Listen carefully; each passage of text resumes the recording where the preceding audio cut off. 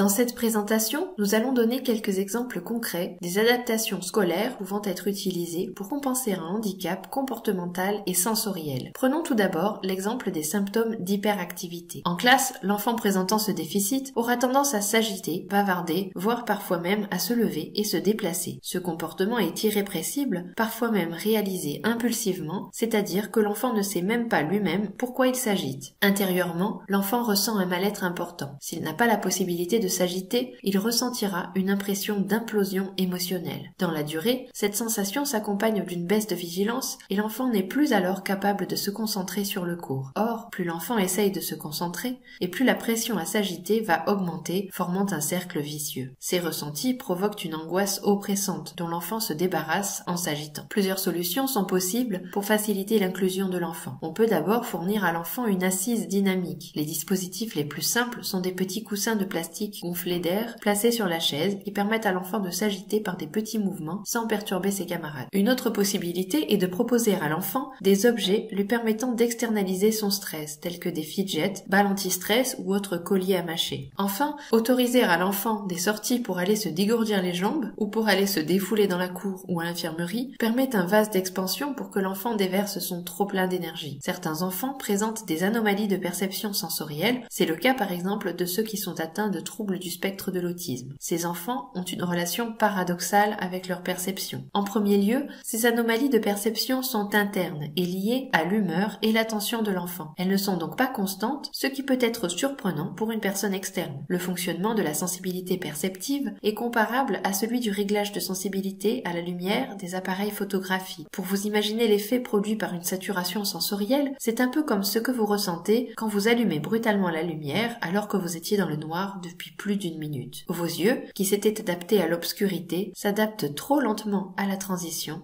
et vous êtes ébloui. Le cerveau d'un enfant hypersensible ajuste mal sa sensibilité perceptive, ce qui peut provoquer des hyper- ou hypoperceptions, des fascinations pour certains stimuli qui captivent son attention ou encore des fluctuations perceptives. En classe, l'enfant peut se retrouver complètement saturé par la pression de ses sens. Plusieurs solutions sont alors possibles pour l'aider. On peut tout d'abord réduire la charge sensorielle de l'enfant en déployant une sorte de parapluie sensoriel. Il peut s'agir par exemple de l'autoriser à porter un casque atténuateur de bruit ou bien à utiliser des lunettes de soleil ou encore tout autre dispositif qui permettra de réduire l'intensité des stimuli. Comme pour les enfants hyperactifs, on peut proposer à l'enfant hypersensible d'utiliser des objets lui permettant d'externaliser son stress, tels que des fidgets, balles anti-stress ou autres colliers à mâcher. Enfin, l'enfant pourra réduire son stress en accédant à un espace de récupération. Il s'agit d'une pièce au calme où l'enfant pourra aller récupérer en cas de crise, par exemple une bibliothèque ou une infirmerie.